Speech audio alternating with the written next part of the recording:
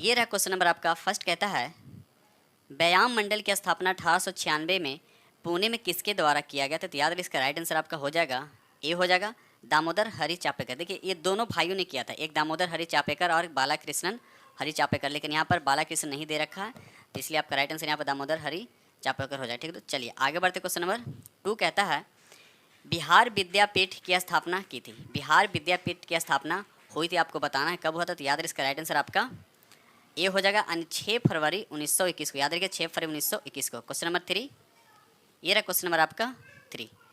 Question number 3 कहता है 1817 ईस्वी का पाइक विद्रोह निम्न में से किस स्थान पर हुआ था? पाइक विद्रोह किस स्थान पर हुआ था? तो इसका राइट आंसर आपका क्या हो जाएगा? सी हो जाएगा, यानी उड़ीसा में हुआ था। ठीक है, चलिए आगे बढ़ते question number next. Question number यहाँ 4 कहता है निम्नलिखित में से किसने 1875 ईस्वी में कलकत्ता में इंडियन लेग की स्थापना की गई थी? तो इसका राइट आंसर क्या हो जाएगा? बी हो जाने शिशिर कुमार घोष के द्वारा किया गया था। याद रखिए शिशिर कुमार घोष के द्वारा किया गया था। बढ़ते हम लोग क्वेश्चन नंबर 5 की तरफ। ये रहा क्वेश्चन नंबर आपका 5। किस मुगल बादशाह ने इजारा प्रणाली की शुरुआत की थी? किस मुगल बादशाह ने इजारा प्रणाली की शुरुआत की थी? तो याद रखिए इसका राइट आंसर आपका डी हो जाएगा जहांदार से। याद रखिए जहांदार शाह ने इजारा प्रणाली की शुरुआत की थी। ठीक है दोस्त, चलिए आगे बढ़ते question number next. Question number यहाँ पे 6 कहता है पुस्तक 1857 निम्नलिखित में से किसके द्वारा लिखी गई थी? ठीक है, तो इसका राइट आंसर आपका क्या हो जाएगा? बी हो जाएगा सुरेंद्र नाथ सेन के द्वारा लिखी गई थी। ठीक है, चलिए आगे बढ़ते क्वेश्चन नंबर हम लोग 7 की तरफ आते हैं। स्वतंत्रता आंदोलन के दौरान दिल्ली घोषणा पत्र कब जारी किया गया था? तो इसका राइट आंसर क्या हो जाएगा? तो बी हो जाएगा, यानी 1929 में दिल्ली घोषणा पत्र जारी किया गया था। बढ़ते हम लोग क्वेश्चन नंबर 8 की तरफ। ये रहा क्वेश्चन नंबर आपका 8। क्वेश्चन नंबर 8 कहता है वर्ष 1916 में भारतीय महिला विश्वविद्यालय की स्थापना की गई थी, तो किनके द्वारा की गई थी? तो याद रखिए इसका राइट आंसर आपका सी हो जाएगा डी.के. कर्वे के द्वारा भारतीय महिला विश्वविद्यालय की स्थापना किया गया था। ठीक है, चलिए आगे बढ़ते क्वेश्चन नंबर हम लोग 5 की तरफ 9 की तरफ आते हैं। महात्मा गांधी और जवाहरलाल नेहरू की पहली मुलाकात किस अधिवेशन में कहाँ हुआ था? ये आपको बताना है। तो याद रखिए इसका राइट आंसर आपका ए हो जाएगा लखनऊ अधिवेशन, जो 1916 में हुआ था। अब जाहिर सी बात है कि यहाँ पर जब लखनऊ अधिवेशन हुआ था तो इसकी अध्यक्षता किसने किया था? तो याद रखिएगा अंबिका चरण मजदूमदार। याद रखिए दोस्त क्या नाम है? अंबिका चरण मजदूमदार। ठीक है दोस्त, चलिए आगे बढ़ते क्वेश्चन नंबर नेक्स्ट।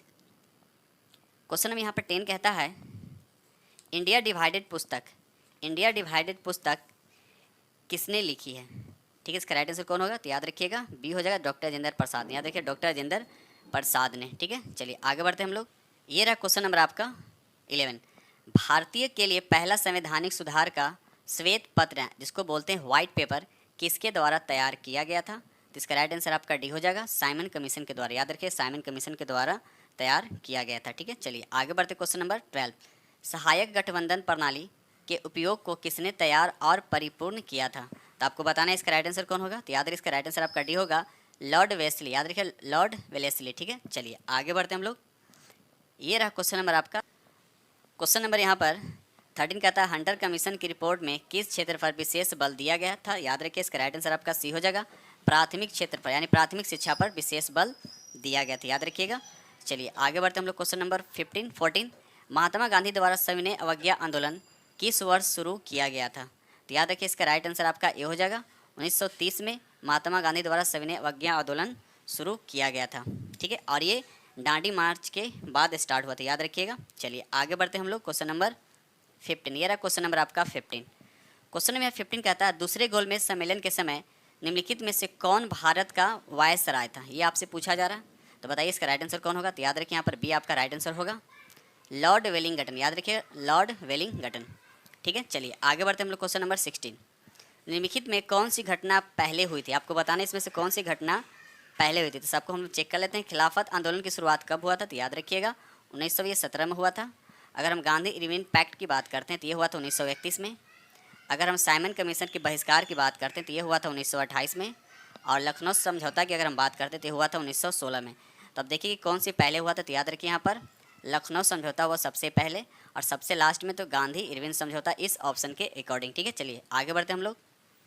ये रहा क्वेश्चन नंबर आपका 17 कहता है अस्पृश्यता की बुराई के उन्मूलन के लिए अस्पृश्यता विरोधी लीग की स्थापना किसने की थी? ये आपसे पूछा जा रहा है। तो याद रखिए इसका राइट आंसर आपका डी हो जाएगा। किसके द्वारा किया गया था? तो महात्मा गांधी के द्वारा किया गया था। ठीक है, चलिए याद रखिएगा। और ये कब किया गया था, तो याद रखिए 1930 में, ठीक है, 1930 में, डेट भी याद रखिएगा। चलिए आगे बढ़ते हम लोग क्वेश्चन नंबर 18।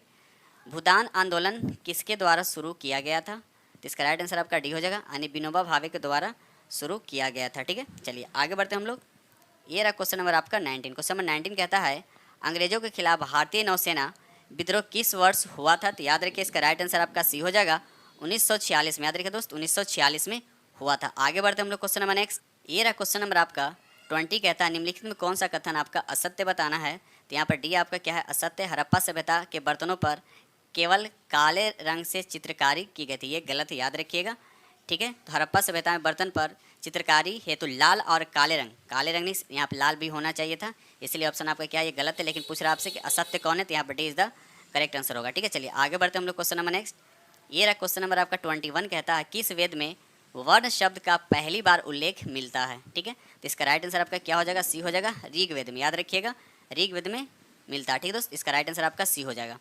क्वेश्चन नंबर 22 कहता है राजधानी को पाटलिपुत्र से वैशाली किसने स्थानांतरित किया था, तो इसका राइट आंसर क्या हो जाएगा, तो बी हो जाएगा, शिशुनाग, क्या हो जाएगा, बी हो जाएगा, ठीक है। चलिए आगे बढ़ते क्वेश्चन नंबर यहाँ पे 23 कहता है गुप्त काल के दौरान अदालतों की भाषा क्या थी, तो इसका राइट आंसर आपका ए हो जाए, संस्कृत भाषा था, क्या था, संस्कृत भाषा था, याद रखिएगा। क्वेश्चन नंबर 24 कहता है हर्षवर्धन प्रशासन के बारे में गलत कथन का चयन करें, गलत कथन का चयन करना है, तो यहाँ पर याद रखिए इसका राइट आंसर आपका सी होगा, सती प्रथा प्रचलित नहीं थी, सती प्रथा प्रचलित नहीं थी, याद रखिएगा। चलिए आगे बढ़ते हम लोग, तो यहाँ पर देखा जाए हर्षवर्धन के प्रशासन में सती प्रथा आम था, मतलब प्रचलित था, लेकिन यहाँ पर दे रहा है कि प्रचलित नहीं था, इसलिए गलत हो गया, और आपसे पूछ ही रहा है यहाँ पर कि गलत कौन सा, ठीक है, तो राइट आंसर आपका सी हो जाएगा। आगे बढ़ते क्वेश्चन नंबर 25 की तरफ आते हैं।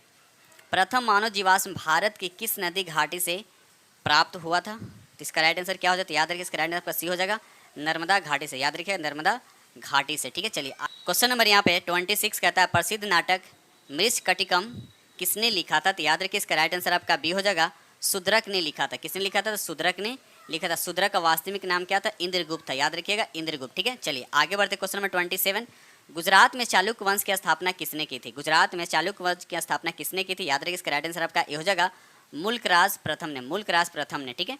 चलिए आगे बढ़ते हम लोग क्वेश्चन नंबर 28, नयनार कौन थे, यहाँ पूछा है कि नयनार कौन थे, तो याद रखिए इसका राइट आंसर आपका ये हो जाए, ये एक क्या थे, शैव थे, याद रखिएगा ये क्या थे, तो शैव थे, ठीक है दोस्त। चलिए आगे बढ़ते क्वेश्चन नंबर नेक्स्ट, ये रहा क्वेश्चन नंबर आपका 29, निम्नलिखित में से किस सुल्तान ने जिल ए इलाही की उपाधि धारण की थी, ठीक है, तो इसका राइट आंसर आपका ये हो जाएगा, बलबन किस वर्ष से संबंधित, याद रखिए गुलाम वंश से, ठीक है।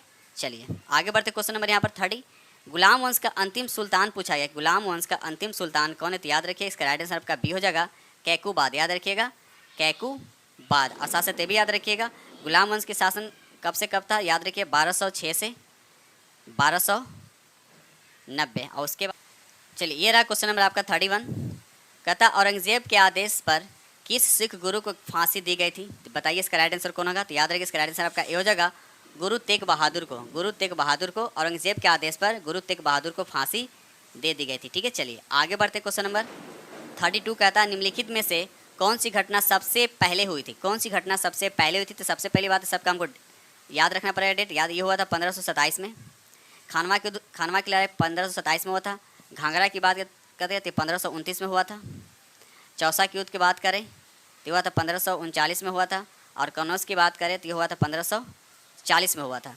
तो देखिए सबसे पहले यहाँ 1527 में यानी खानवा की लड़ाई जो हुआ था सबसे पहले हुआ था। साथ साथ ये भी याद रखिए खानवा का जो युद्ध हुआ था वो किनके बीच हुआ था, तो बाबर और राणा संगा के बीच हुआ था, ठीक है। चलिए आगे बढ़ते, तो राइट आंसर आपका क्या हो जाएगा, ए इज द करेक्ट आंसर होगा, ठीक है दोस्त। चलिए क्वेश्चन नंबर यहाँ पे 33 कहता है दादा साहब फाल्के अंतर्राष्ट्रीय फिल्म समारोह 2023 में किस फिल्म को फिल्म ऑफ द ईयर चुना गया, तो इसका राइट आंसर क्या हो जाएगा, बहुत बारी क्वेश्चन पूछा गया, यानी RRR हो जाएगा, याद रखिएगा RRR, ठीक है।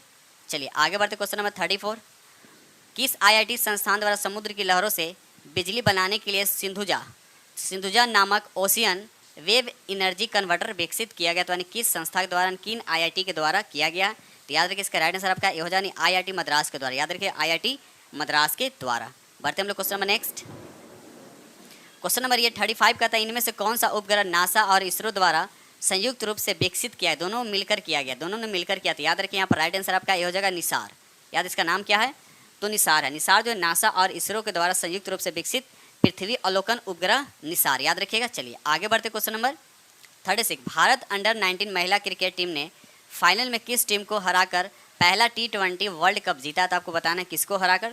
तो याद रखिए इसका राइट आंसर आपका सी हो जाएगा, इंग्लैंड को हराकर। याद रखिए किसको हराकर, तो इंग्लैंड को हराकर। कितने विकेट से हराया था? तो 7 विकेट से हराकर। ठीक है दोस्त, चलिए आगे बढ़ते क्वेश्चन नंबर नेक्स्ट। ये रहा क्वेश्चन नंबर आपका 37। निम्नलिखित में से किन वन्य जीव संरक्षण पुरस्कार 2023 के लिए दिया गया? ठीक है, कह रहा निम्न से किसे वन्य जीव संरक्षण पुरस्कार 2023 दिया गया? तो किसको दिया गया आपको बताना है। तो याद रखिए इसका राइट आंसर आपका ये हो जाएगा आलिया मीर को। किसको दिया गया? तो आलिया मीर को दिया गया। ठीक है, आगे बढ़ते हम लोग क्वेश्चन नंबर 38। क्वेश्चन नंबर 38 कहता है फरवरी 2023 में रक्षा क्षेत्र के एशिया के सबसे बड़े एयर शो एयरो इंडिया के 14वें संस्करण का आयोजन कहाँ किया गया? तो याद रखिए इसका राइट आंसर आपका सी हो जाएगा, बेंगलोर में किया गया। कहाँ किया गया है?